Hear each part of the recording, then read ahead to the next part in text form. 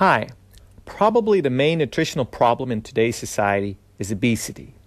So why do we consider obesity a problem? Why are we concerned about obesity? And the main reason is that obesity is associated with increased risk of dying. We call that mortality. And there's a clear relationship between your BMI as a measure of obesity and the risk of dying. And this risk especially goes up beyond a BMI of 30. Now, there are a number of conditions that are associated with obesity. In fact, there are many.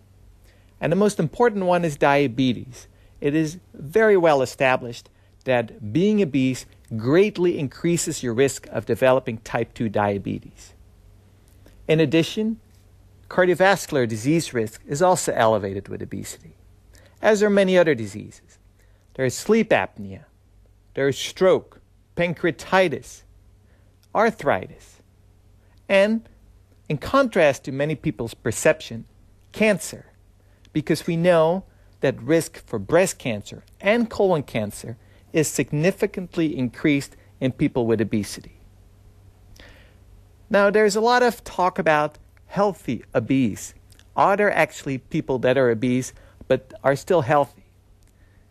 And that's actually not very clear. We think this may actually be a very, very small minority, so that there's always some even minor metabolic disturbance in people that carry too much body weight.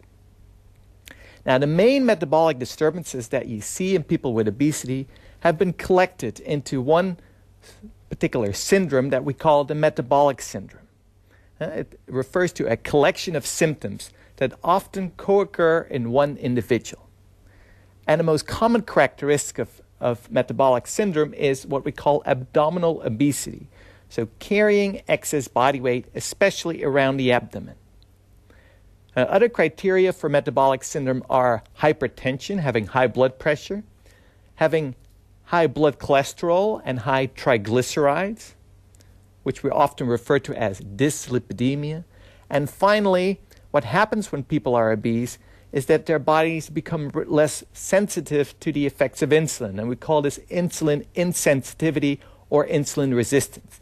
And often this is a pre-stage for future development of type 2 diabetes. So, in short, obesity is a big problem. Many people in the world suffer from this problem. And the reason why we are concerned and the medical community is concerned is because obesity increases the risk for various diseases. And the most important problem that we probably will encounter in the next couple of years is diabetes type 2, which is expected to greatly proliferate in the next couple of years in many countries around the world.